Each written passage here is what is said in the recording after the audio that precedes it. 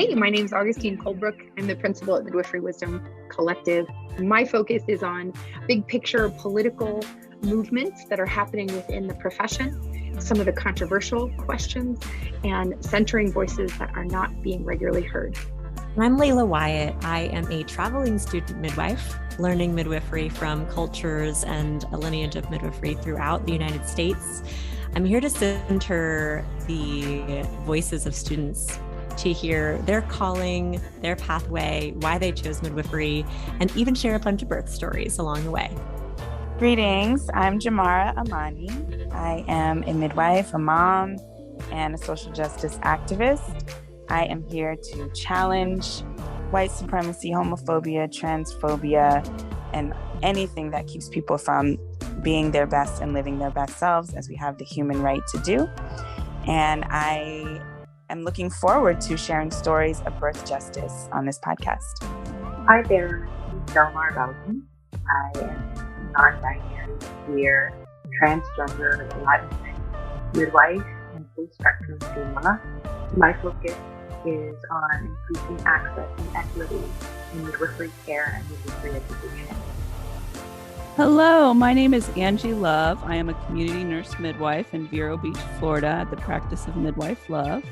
I also do telehealth midwifery through Midwife RX. I'm a mama, and I am committed to maintaining birth choices for all people and educating a future generation of midwives, because we will not die out. Welcome back to another episode of Midwifery Wisdom Podcast. And today I'm so excited to be joined by none other than the amazing Lisa Rawson out in the boonies of California. Hi, Lisa. Welcome. Hi, Augustine. It's so good to be here. It's so nice to see you. I'm so excited. This has been a long time coming. It has been. Yes. Yeah. Mm-hmm. Long journey. So will you do a little intro? I have some things to say about you, but will you tell us who you are and where you are and what you're all about? Sure. I mean, I'll just give you like a little lowdown. Yeah.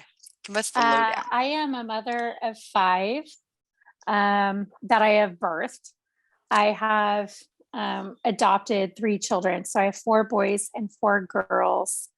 The ages range in 17-year span. So I've been a mother for a really long time. I was a teen mom. I found midwifery very, very young, 18 young. And I just kind of followed my path, just continued following my path over and over and over again, and filled in the gaps when I couldn't go to births. And I've predominantly lived rurally. I started off in like a major downtown Seattle hospital. So like experienced that really, really young and was like, whoa, that's crazy. Like that's not how I gave birth. And that is not like, wow. But I, experienced several hundred births with people who, some of them I didn't even speak their language, but birth is its own language. So that was really cool. Continued on my path. Had my own babies with my partner, my husband, had them on an island. And since then, I've just continued to do rural midwifery, like very, very rural. Sometimes I'm 2 hours from any medical facility, and the medical facility that's close to me is not like a major hospital or anything like that. So, I do fertility stuff and PAPs and, kind of like branched out. I'm always like looking for like, where am I learning? Where is my next path? What am I supposed to do next? I'm pretty adventurous as a person. So that like leads me onto paths that maybe others find not wanted. And I lived on an island for a little while, about 10 years. I live in Mendocino County right now. I practice very rurally, autonomously. I get my assistance where I can. With COVID, it threw me for a loop, which it has for, I think, many of us in various ways. And yeah, now I'm starting to be like, hey, like, what's my next thing? And I'm not done with midwifery. Midwifery is not done with me. It's definitely a lifelong path for me. And it's like a myriad of things. You know, one of the things with midwifery that's really amazing is that you're always learning, you're always growing. I know people say that all the time, but you know, you have to be able to like mold into that, and you have to like change into that and learn from your experiences. And maybe you're not attending births, maybe, you know, you're doing midwifery and like other things, you know, and that's great, because it's, you know, it takes a village to birth a new being into this world and into your community and into your family. Like the circle gets smaller and smaller, right? Just like the more pregnant you get, your world gets smaller and smaller, and then your world like opens and opens and you see it through new eyes. While midwifery is the same thing for me, in that it's like super hyper focused into community midwifery. And now I'm like, okay, so maybe I want to like look out and expand. And that's still midwifery. You can do administrative work.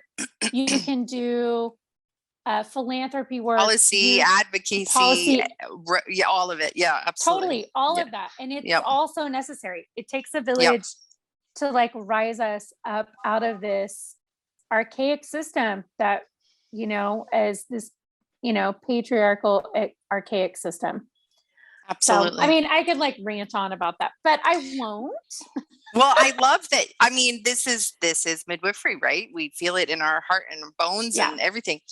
Well, so if I remember correctly, weren't you the last midwife to use the challenge system in California?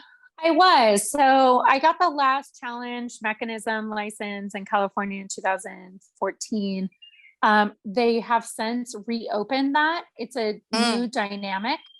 It's a new pathway. It's a different dynamic. They opened that back up in, I believe, 2000. So it took them another like 6 years to really like hone that in, and now it's like way more specific. And you know what I think happened is that they realized like, hey, like we have senior midwives who are coming in, and they have no licensing mechanism in California state. So we have all these like new midwives who need preceptors, and they need, and people were retiring, and they realized like, hey, we have to provide some sort of licensing mechanism. It's about 3 times the cost that I did when I did it in 2014. That door closed January 1st, 2015. So I guess maybe like you would say like December 31st, 2014. I got my license December 17th, 2014 is what it says on my license. And I worked so hard for that. And so did my family. Like I had, you know, like I was like, wow, I've been practicing and doing this and like around birth, I cannot wait any longer. And so in 16 months, I did all the paperwork, did all the testing, paid the fees, went to the places, did the things of the things, while raising 8 children. We, like my youngest was, I think it was 2.5 or 3 when I started. He was born in 2010. So like I stopped going to births and started doing my examinations.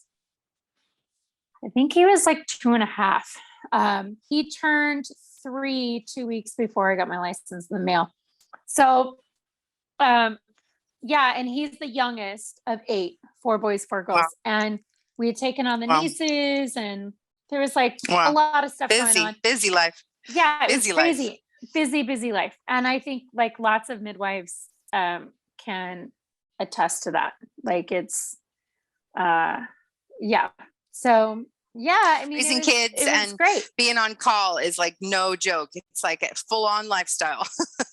It is. Well, and I like completely credit my partner. I have to say, I've been married It's the same person for 25 years. I was going to birth when he met me. He's never given up on me. The kids have supported me.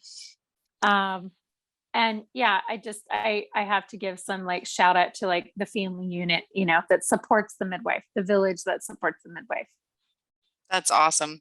Have you seen that song, Married to a Midwife, on YouTube? Yes. That was written by the husband of a former student of mine. And I always love it. Oh, yeah. Married to a midwife. Yeah. My husband's like, okay, we need like a men's or a partner, like not necessarily the men, but like partner of the midwife. Totally. Crying circle, drumming circle. It's like, we're just like, we drum and we're just like, or like whatever, like spontaneous poetry, and there's lots of crying, and I know. Actually, I want you to make like a TikTok or reel about this. Have you seen that one where the men are all sitting outside Target waiting for their wives? Yes. It's like a support club. We should make a meme about that for midwife husbands and midwife partners. Yeah. Oh, yes. That's hilarious. Perfect. Well, I've met him, epic human doing his own good work in the world. And that's an awesome shout out. Well, so Lisa, today we like made this effort and came together to have this chat to really talk about something that is rough and hard for some midwives to talk about. And that is rejection in midwifery. Yeah.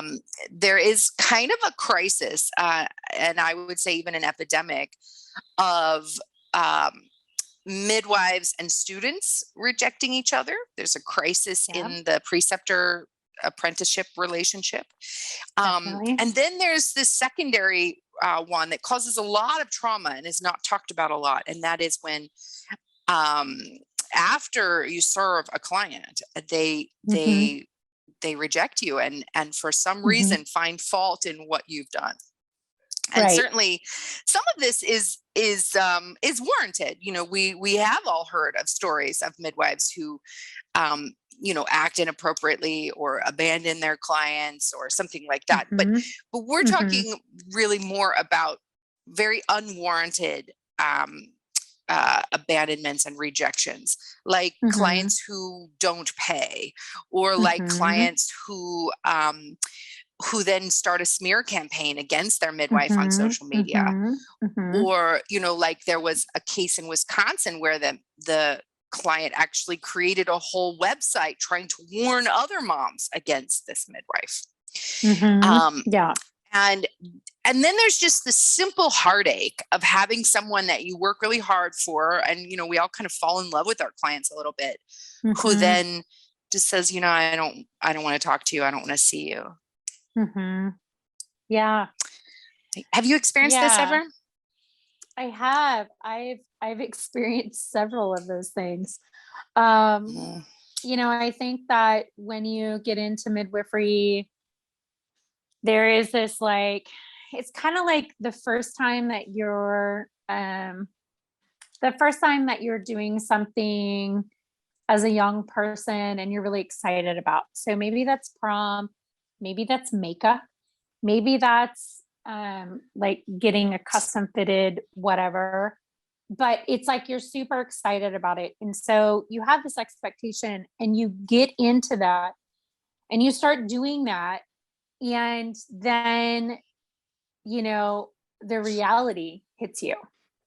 The dress doesn't fit right. The makeup is not what you thought it would be.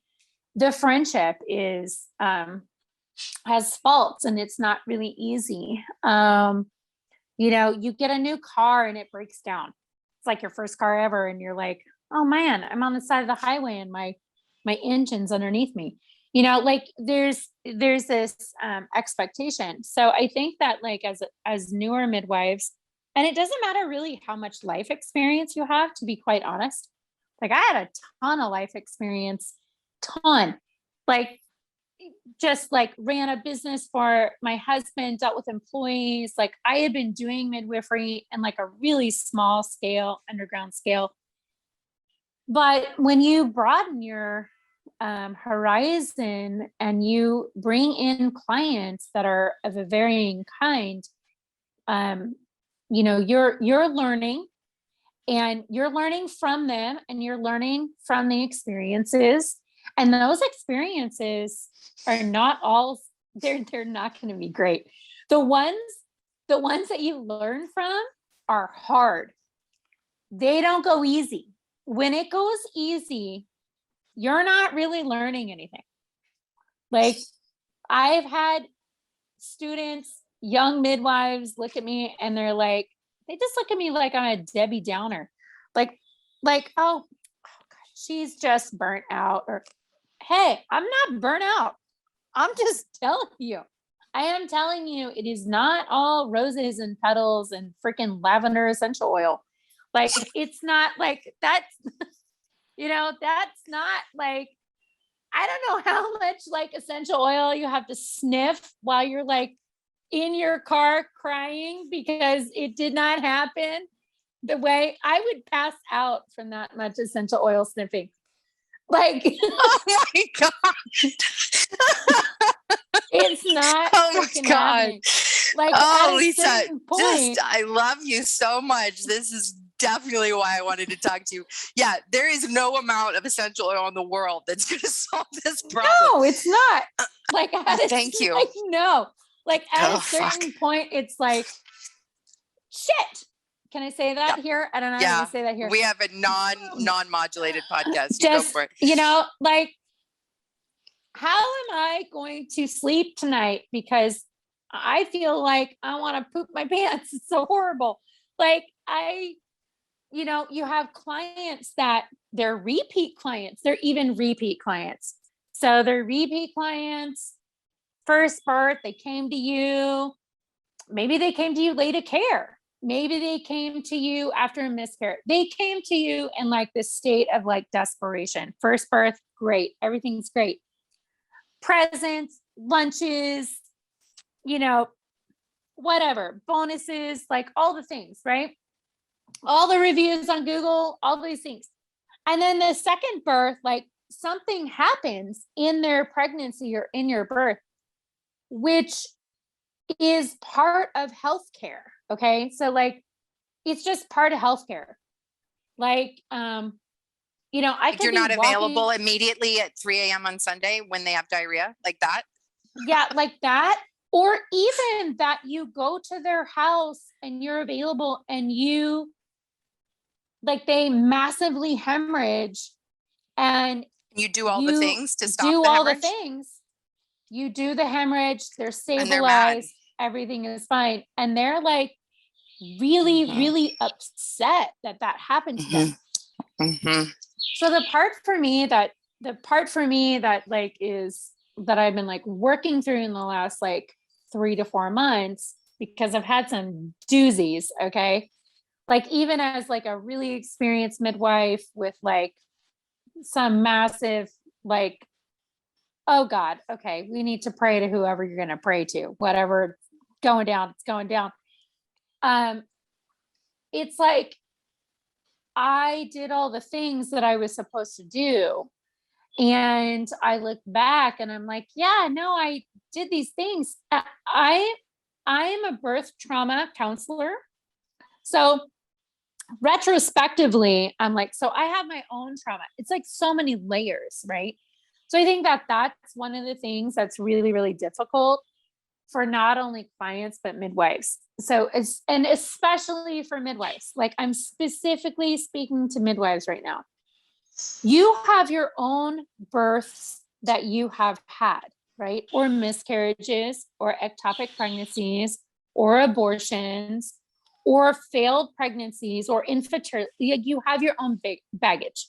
You are bringing your baggage. And then something happens with one of your clients and it re-traumatizes you as well.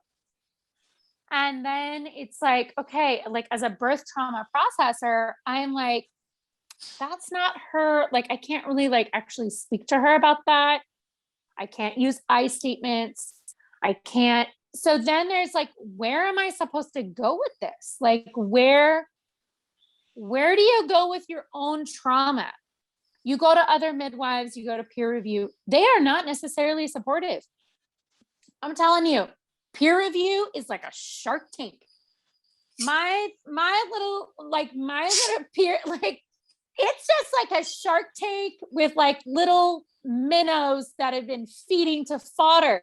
The students, the new midwives, like, they want to come and they want to like share their heart and soul and like learn from like a soul path level.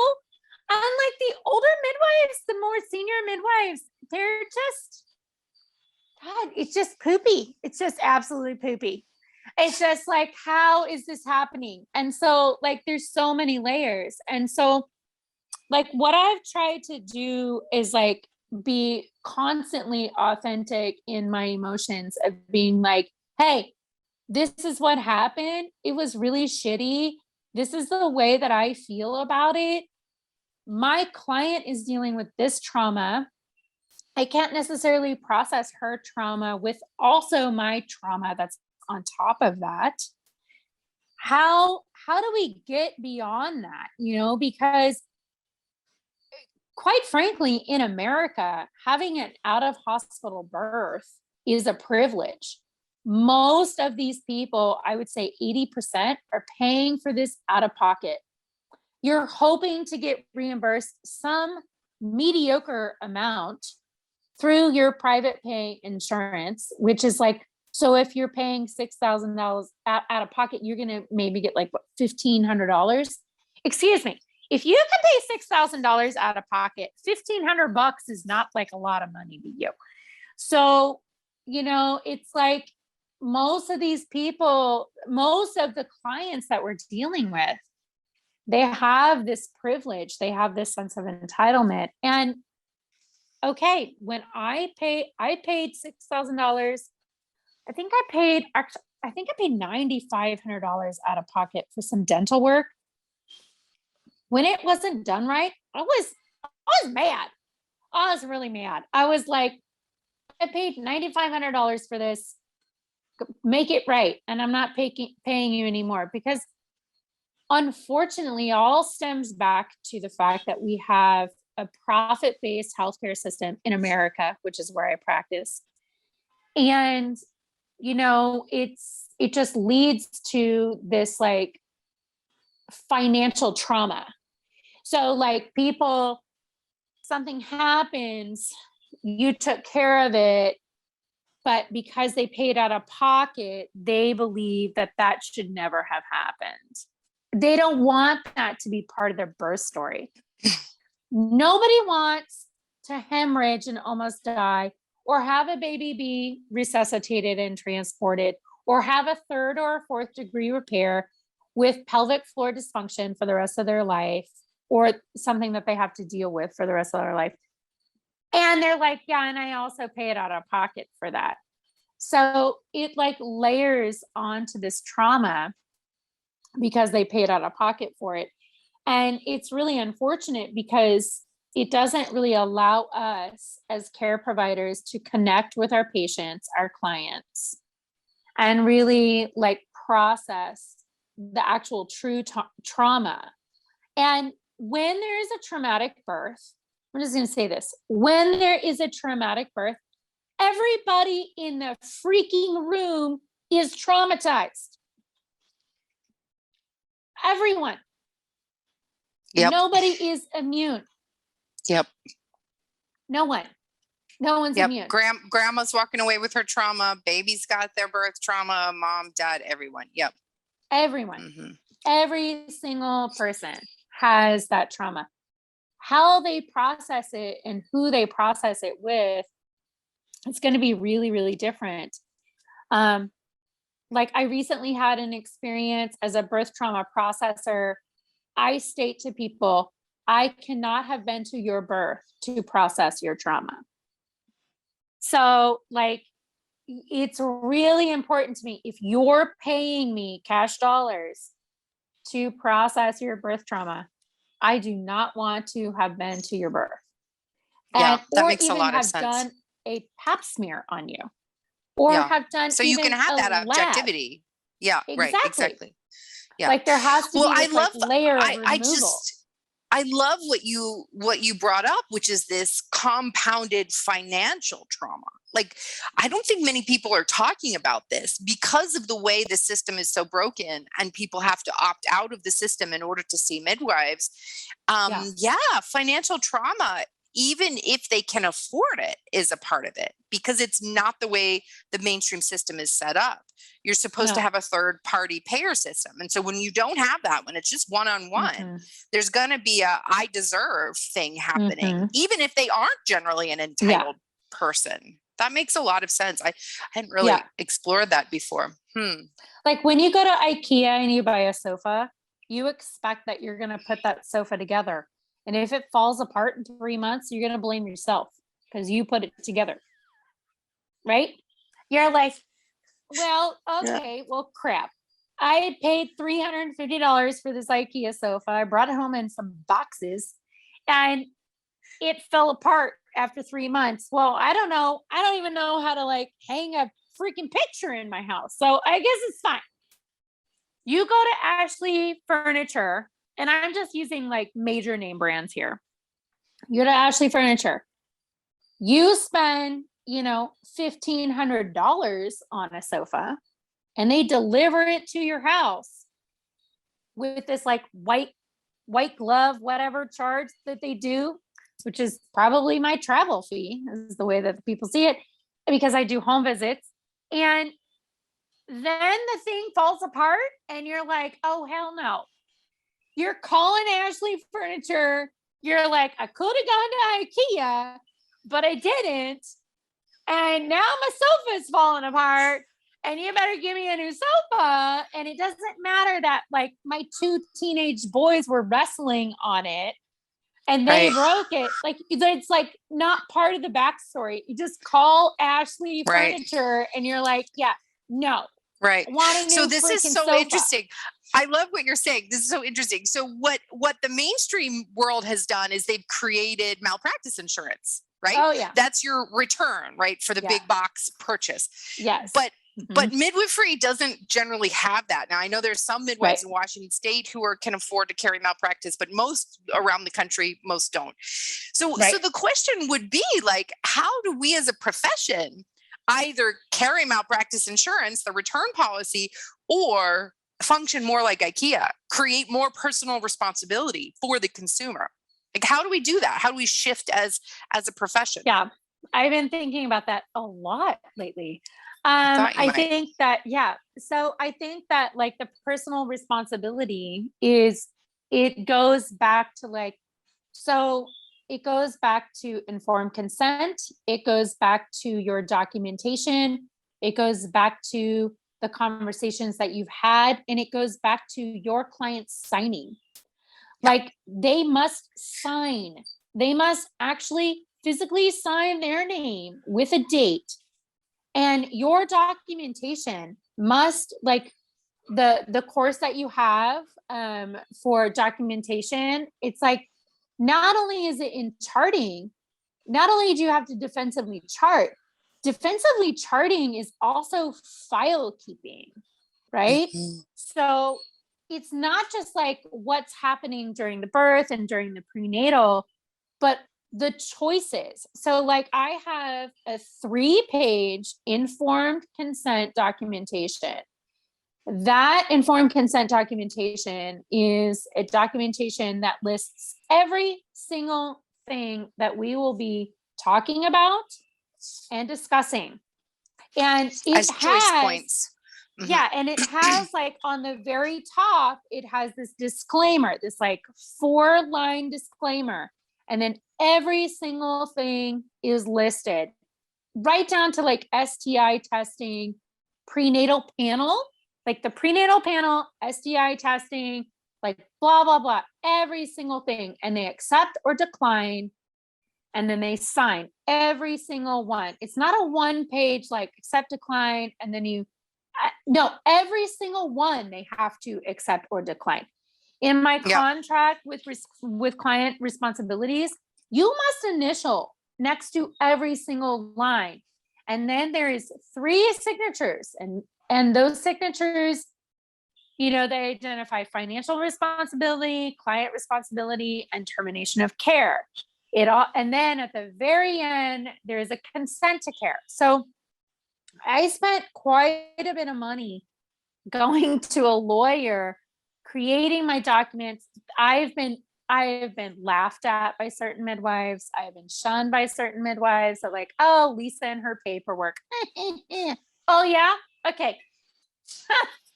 Okay. Like I had somebody who wanted to sue me because their water birth tub, the one that I brought over to their house, which their 3-year-old punctured, and the water got all over, damaged their floors. Yes, in my contract. There's like damage from birth, but it's like damage from like birth stuff in the home birth. It's in my contract. Yeah, no, you're not going to pay that $3,800 fee. No, not going to happen. So, I mean, it's like clearly it's like this like huge puncture mark. It's like, like he just was like, yeah, I'm going to stab that, water everywhere. Sorry you didn't get your water birth, and also not going to restore your floors. Not my responsibility. So, yeah, absolutely. I mean, at the time I was like, oh, look at that. Never seen that before. And it was funny or whatever, but I mean, she had her baby like 30 minutes later. She was super mad. But I mean, it's like you have to have clauses. You have to, so there's that process of like, yes. Just an aside, if you don't want to pay your own lawyer, we have a suite of 15 different informed decision-making documents on the website, midwiferywisdom.com, that have been legally reviewed by our birth justice lawyer and have also been evidence-based with references so that you can customize them for your own practice. So that's available to you. I love that. Absolutely love that. And as I'm like leaving this community and considering other pathways, I'm like, okay, if I'm going to be a community birth midwife, I'm just going to pay for everything. I am not going to even I'm going to be going out of state. So I'm just like, I'm not reinventing the wheel. I'm not going to do it. I love that the Midwifery Wisdom is like helping the new generation of midwives protect themselves because, there's that. And then there's like the free birth movement, which I am totally for the free birth movement. I am totally for that. But I am also aware that there are many, many different types of clients and there's many, many different types of midwifery. And so the midwives who are serving a population who want all the testing and they want all the things, you better have your paperwork. You better have all the things. You better have all the things that protect you.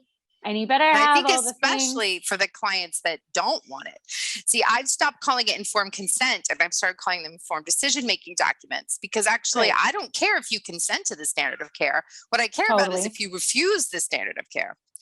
Yes. So informed decision-making documents are vital. What else is vital to help this personal responsibility of the client really take off and take over? I think, we put a lot of focus on like the relationship, visiting the relationship, blah, blah, blah. I think that what's really vital is understanding the population that you're serving. There have been many times when I have seen in my own experience and also heard from other midwives, I really trusted her. We had a great relationship. I didn't see it coming. She signed all the paperwork. Her husband did too, or her partner did too. I don't understand where things went wrong, right? So I think that another really vital part of this process is understanding that sometimes we miss it. Like sometimes we want it to be something that it actually isn't.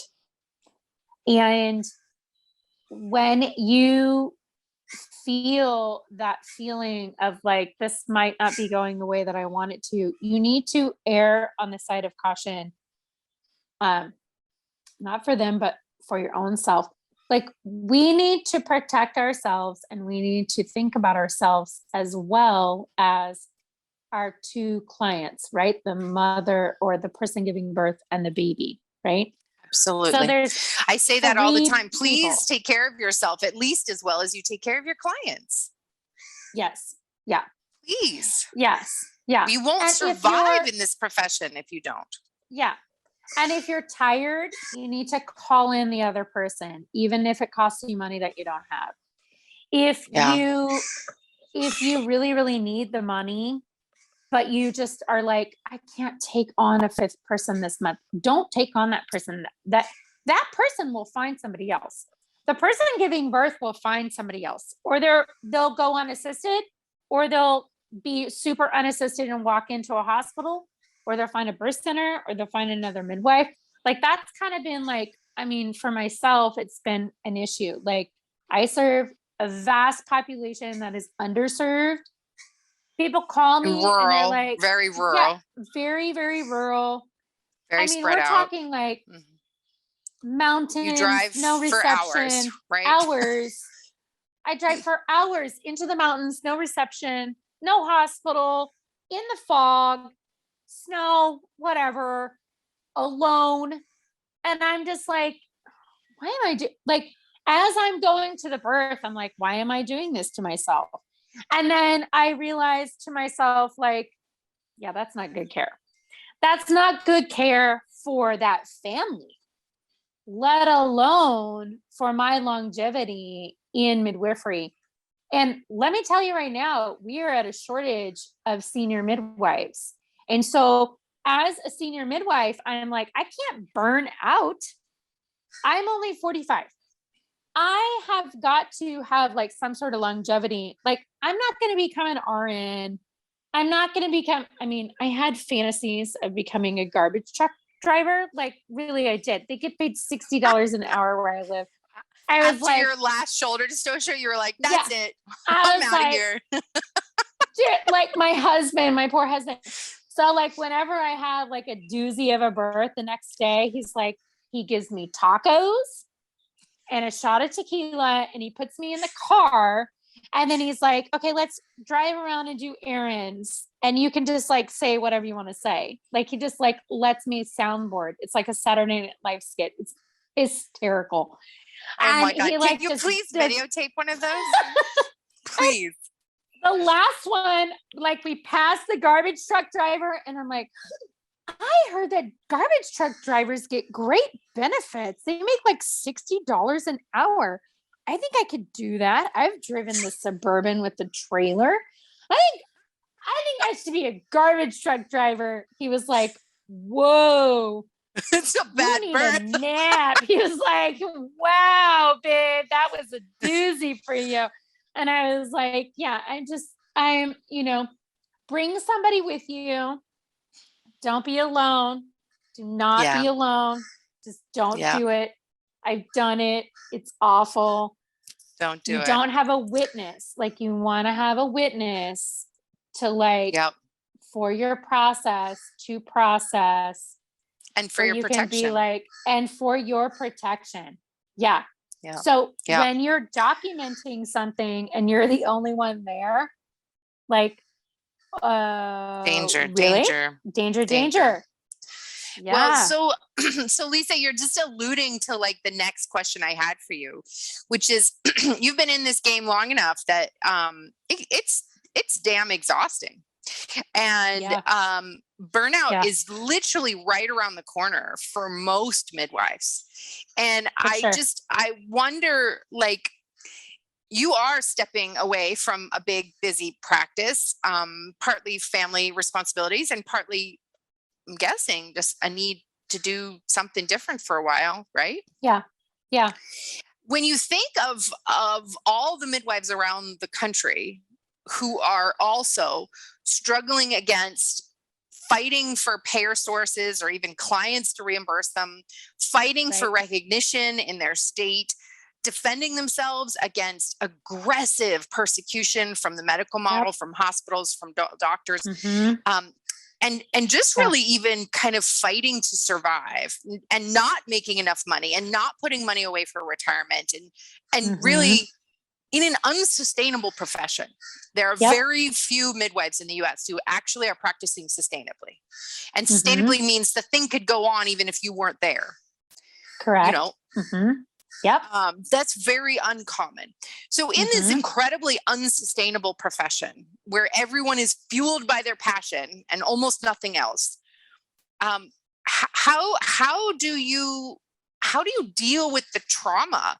Or, I mean, this creating sustainability is a whole nother podcast, but like just be in the moment with a few of the midwives who are in this struggle. Like, how are you taking care of yourself? How have you made the shift out of martyrdom and into centering yourself in this process? And how did you decide to disengage? It's a really great question, Augustine. I love you for your questions. Just like always, like my brain, anytime I listen to your podcast, I'm like, ooh, food for the brain, gonna get that going. So I think that early on in my life, I realized that, so I was a single mom. I was 17. I was living alone, government housing, left an abusive relationship. And I realized my mother is a very, very strong woman to the betterment of our relationship. And that's another podcast. But I learned very early on that like when I am feeling overwhelmed, I have to take a break. The number one thing on my list is to step away. So I sit down and I like make a list of all the bills that I need to pay that I can't pay. I make a list of all the things that I need to do that I can't do today. I make a list of all the things that are making me angry. And I just unleash it in these like lists. And then I step away. Like I literally make myself like angry voice to myself, command to myself to take a break. That break might be a shower and washing my face with the products that I bought that I said I was going to use every day, but I don't. And, like having a glass of wine. It might be that I leave my house and get in my car and like take a hike somewhere and I don't tell anybody where I'm going. And even if I'm on call, I don't give a care that my phone might ring. It might be that I just have some ice cream and watch a movie and rent whatever I want on Amazon.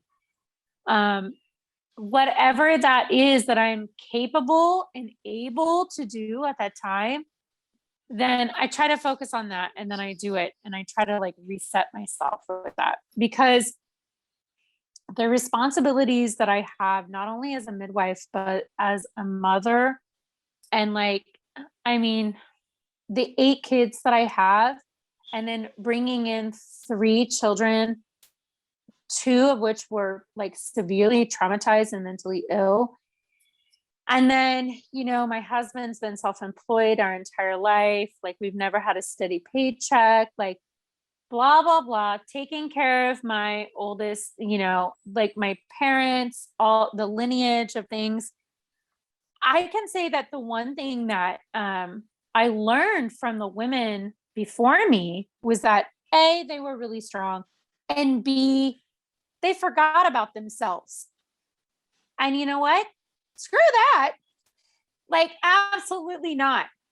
I have a really, really long day in my office. My office it's in a small town. I will plan 1 day a week where I have back-to-back appointments.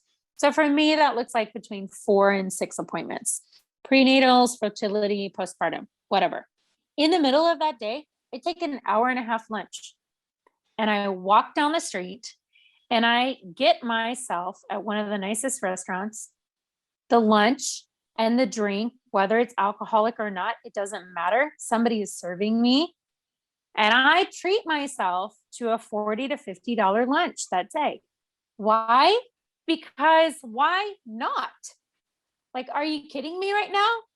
Like, I have been to so many birth centers and practices around this country looking for, like, what is my next step? Where am I going to work? Where am I going to live? What am I going to do? And the one thing that I see in common with all of them is that they don't take a lunch. They have a 10-hour workday and they don't take lunch. They're sitting there telling their clients and their patients and even their students and their secretaries to take a lunch, and they don't take a lunch. No, absolutely not. I'm here to tell you. Not a working lunch, not a shoving your face while you're trying to type and text, right? Like not that kind of lunch. Yep. No, absolutely. When I say lunch, I mean, you leave your freaking office or your birth center, you walk away from your work. You walk away and you leave your work because you are giving your all when you are there. And you are deserving to give your all to yourself when you walk away. An hour and a half out of a 9 to 10 hour day? Are you kidding me? You don't deserve that? No, that is not okay. You have to give that to yourself. So, I learned after my third child, when I was that third child is a doozy, right? Like, it's just like, yeah, more work than what you can handle, more children than what you have hands. And it teaches you like that. It teaches you like my spice cupboards were organized and alphabetized, and my homeschool schedule was like on point. It was looking like some sort of like YouTube extraordinaire homeschool Mother of the Year award. That third one came along and I was like, oh, Jesus God, are you kidding me? I was like, wait a second. Somebody's always pooping? Like, between the 3 kids and myself, somebody is always pooping and not always in the toilet? Like, you gotta be kidding me right now. I was just like, it's like, I can't even handle it right now. I was just like, there is too much. Like, I can't. Wow, there's poop or vomit or breast milk. Oh my God. Or some like toy, like everywhere all the time. I was like, you learn real quick how to take care of you, or you would lose your mind, right? You'd lose your mind. It's like, so I guess my number one thing is like that whole thing that we hear all the time about like, put your oxygen mask on first. Okay, fine. Yes, I get it. But you can also slap that oxygen mask on next to the kid next to you before you and get it on you second. That can probably, like, you're probably capable of that. Okay, fine. Because that's your instinct. But as soon as you get that oxygen mask on yourself secondary, you better take a breath. If you don't take a breath, you're not breathing. So you can put your oxygen mask on every single day of the week, but if you are not breathing, you will die slowly, torturously, horribly. So, just breathe.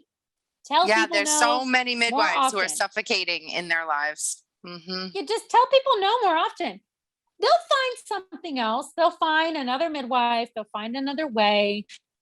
It's totally, absolutely fine. You're not an awful person for saying no. Like in our society, for whatever reason, okay, I'm going to say it, the patriarchy.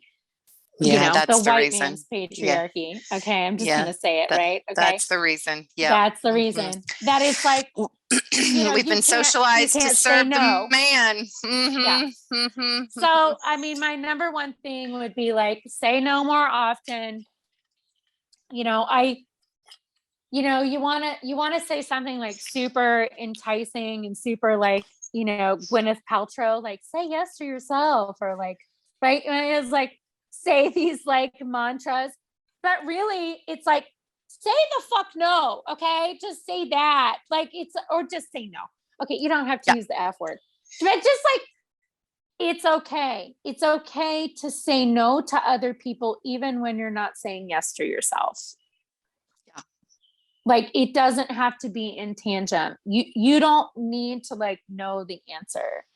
And the That's other right. thing that I would say to midwives who are coming up is like, look, you meet a client, they're super cool, they're super awesome. It's like, oh, they're my people. They're my family. No, they're not. They're actually not. They're your clients. This is like super unpopular with new midwives and students and all this other stuff. Like my husband told me today, he was like, you need to start a podcast. This podcast needs to be, I don't want to talk about it. And you just need to talk about everything that nobody wants to talk about, because I love it. Well, we started you off here good. You always want to talk about things that nobody wants to talk about. And I try to be tactful and I try to be like politically correct or whatever. Nah, but the thing is, screw it's that. like, whatever, Just be you. you know? Well, I love this. So yeah, I say this a lot to students, but let's belabor the point because it's so important, right? Like your clients are not your people. Like that is such an important, they're not. like hashtag, you know, you can feel the biggest connection. You can be like, all the choices she's making, I would make, I see myself in her, or like whatever, but you still need to keep some level of professional boundary, not even some, like a large level of professional boundaries, and realize that over the years, you know, I do a lot of consulting and counseling for midwives who are in crisis, who've just had a bad outcome or received an inquiry or investigation or lawsuit, something like that. And I would say it's about half and half. The midwives who experience these really challenging, which by the way, if you practice long enough, you will, but the midwives who call me who are experiencing this challenge, half of those clients are the ones where they saw the red flag and ignored it. So I talk a lot about not ignoring that gut feeling, not ignoring those red flags. But the other half of the client base that cause so much challenge and strife and trouble and trauma and all that, they're the ones that you loved. They're the ones that you fell in love with, and they stab you in the back. You know? And it's like, it's really like recently with this whole thing, it's like, I'm like, okay, so like, I'm trying to like conceptualize like from her viewpoint. So like, I'm like, okay, so I'm a birth trauma counselor. I do birth trauma. So I'm like, okay, so I'm the midwife. She's obviously having a trauma response. She had a good outcome. Her birth was traumatizing, but saved her life. Baby is okay. You know, all of the things healed. It's the internal part, right? It's the internal part. I have birth trauma from some of my births. Yeah. Right. One of my births, what I had happen at one of my births when I was her midwife at her birth, re-traumatized me from my birth. Yeah. And so then I'm like, oh God, down the well hole we go. Oh, here we are spiraling down. And this is the work. And it's like, this is the work and I must face it. Like I have two choices as a person, as a woman, self-identifying woman, as a midwife, as a mother, as a wife. I reflected upon, I was like, oh gosh, this must be what my midwives felt like when this happened to me. So I'm like processing that. This must be what my husband and my daughter who witnessed this happening to me, how they felt, right? Then there's like the layer of like, as a midwife, did I do everything that I was supposed to do? What could I have done differently? Like what, you know, and then there's like this layer of like, okay, how do I address this with my client? This client is a beloved client of mine. I love her family.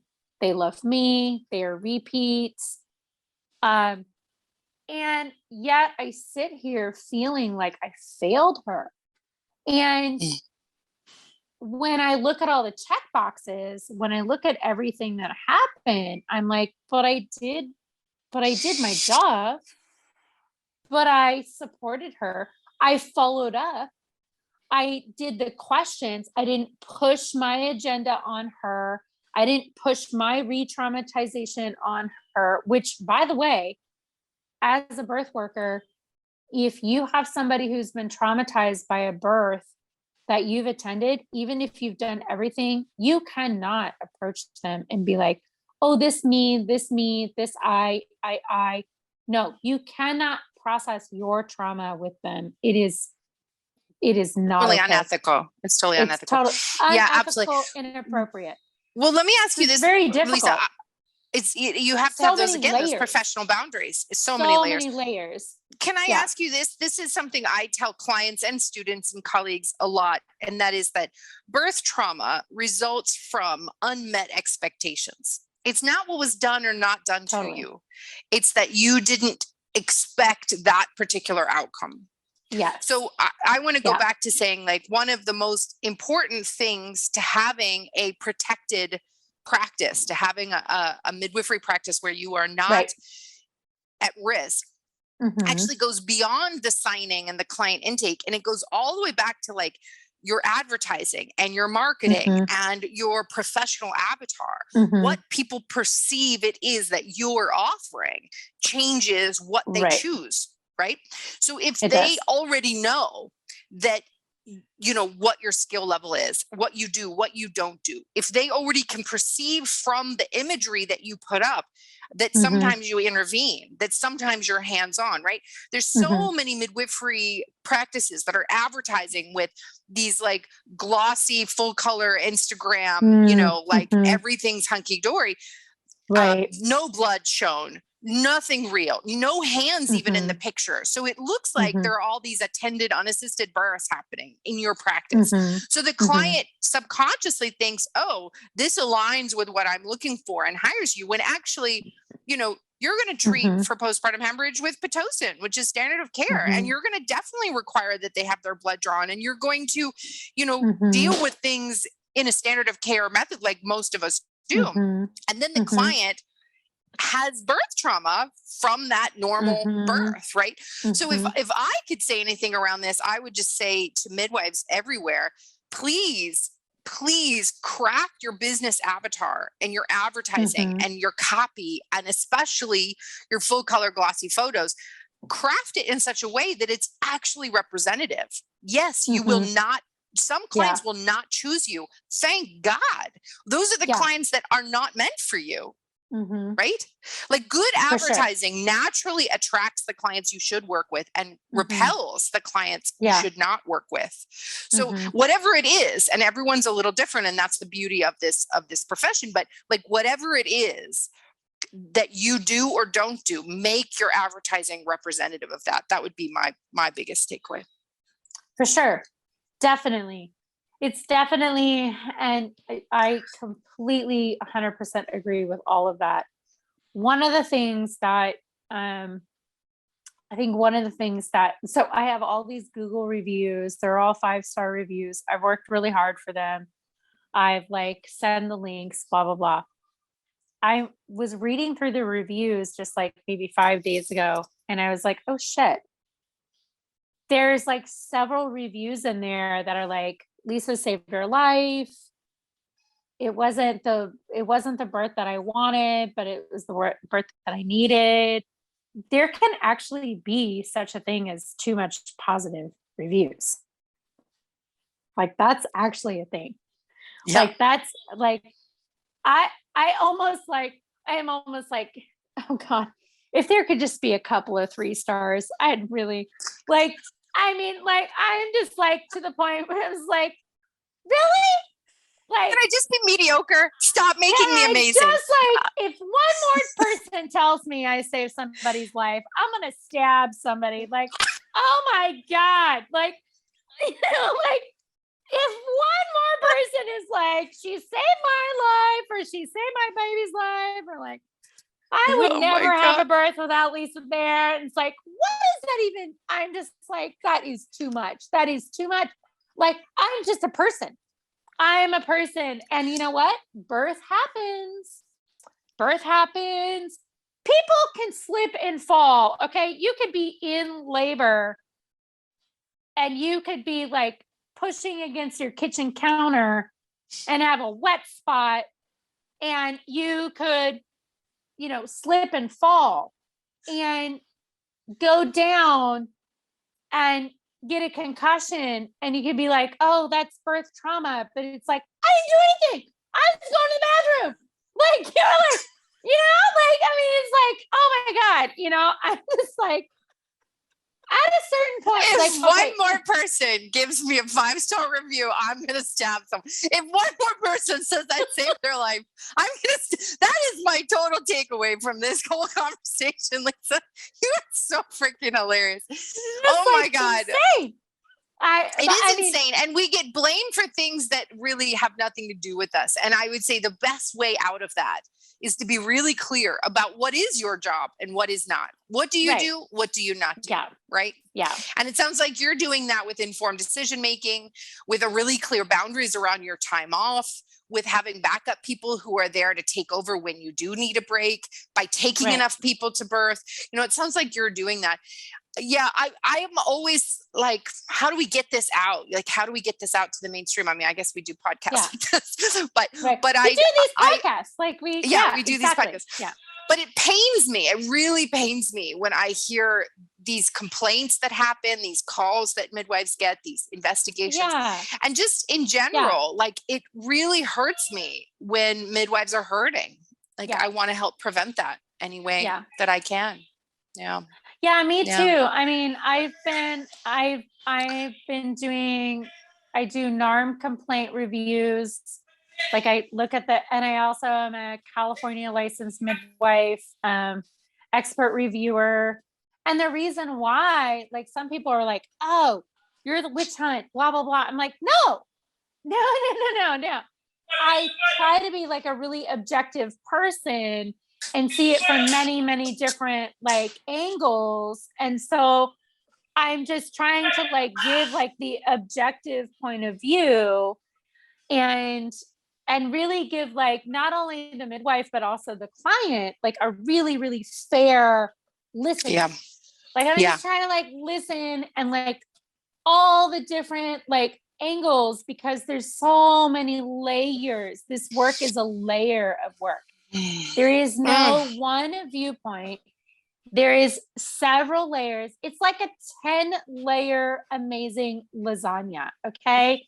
Like, I mean, like I love food, and so it's like, you have this like handmade pasta, super thin. There's all that goes into that, and then you're going to layer it with the sauce and like all the things that you like have with the sauce, and then it's like the cheese is like crafted and it's like, you got layers like on layers, girl. And it's just like layers and layers and layers. And you like, and that's what like the birth experience is, because it's not just like one moment. It's your prenatal care. It's the conception, whether it's wanted, whether it's not, blah, blah, blah, all these other things, infertility.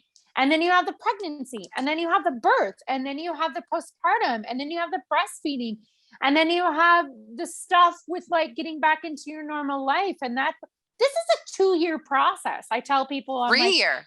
Yeah, totally. Exactly. Yeah. I'm like, screw this. Like, 9 months and 6 weeks. Are you kidding me right now? I'm like, no. Years. Years. Oh, honey, no. Yeah. Like, this is a lifetime commitment that you're making, and a change into yourself and to like your child and your relationship. And so I'm just like constantly. Well, I love your layers idea.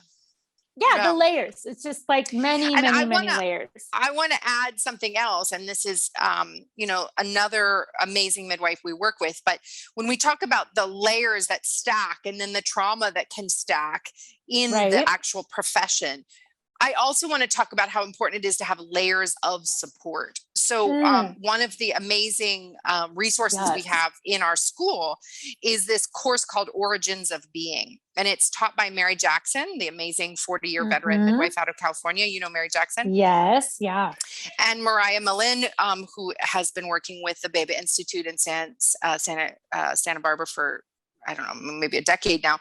And they taught this amazing course specifically for midwives to not only understand how birth trauma happens, how to resolve it and prevent it, but also to understand how to unpack your own trauma and create those layers of support within your community, within your circle, so that when we do have these challenges, and we will, there is the support already built in. So I just want to plug that course because it's really amazing. It has CEUs, and you can take it at your own course, at your own pace. It's on the website, midwiferywisdom.com/school. Yeah, that makes a huge difference. Yeah. Yes. Lisa, it's been such a pleasure speaking to you today. You are such an epic human. You've got so many ideas out there. And I can't wait to see what you do next. What do you do next? We'll see. I'm not really sure what I'm going to do next, but, something amazing. I've always wanted to teach, and I've always wanted to support, and I've always wanted to do like philanthropy in birth work. So like, Doctors Without Borders, or like just really like going to places where nobody else wants to serve, and amazing, and like giving to that, and amazing. And I want to really see how I can do that. So, well, I had one of my last two podcasts were with two folks who are doing that. So check those out, with Christine Laurie, who works with Médecins Sans Frontières. And then I just interviewed Lorelei from Midwife Pilgrim. And so you should check out those two episodes. I will check out the one with Lorelei. I follow Christine. She is an inspiration for me. She's amazing. Yeah. Super amazing. When I was pregnant with my last kid, I just fantasized about like Doctors Without Borders, and knew that like I would just have to wait, and as midwives, I just want to say, it's a layering process, and it's a journey, and don't burn yourself out. So that way you can serve midwifery for a lifetime. Beautiful. Because if you burn yourself out too quickly, all of the service that you were meant to do might not ever come to fruition. And that would be just a tragedy for your community and the world and for midwifery. So just pace yourself. Pace yourself. That's a good takeaway. There we go. Well, my dear, I miss you so much, from playing on the beaches in Maui to all the fun that we've had before. Oh my gosh, the cliff things, and it was so fun. Yeah. I took Lisa around the edge of the island, and she thought I was going to murder her, but she did not die. So that's good. I learned. I just pushed my boundaries. Oh my gosh. Pushed my boundaries. Augustine, she did not kill me in her car, and I thank her for that. Did not kill you. You're welcome. And in return, you got the amazing views of the backside of Maui. Oh, it was so lovely, and I learned so much about myself. So appreciate you and everything that you do. That was one of our retreats for Midwifery Wisdom, and we have another. They're amazing retreat coming up, and go to them. The experience will be in November. Do it. Go to Galveston. My family's from Galveston. It's so beautiful. The oysters are so amazing. Beautiful. It's going to be amazing. Oysters. We're going to have all kinds of food there. Oh, yes. So good. Well, my dear, I hope you have a fantastic evening. It's my daytime. And have a good day. See you soon. See you in November. Yes. See you in November. Okay. Bye, babe. Bye.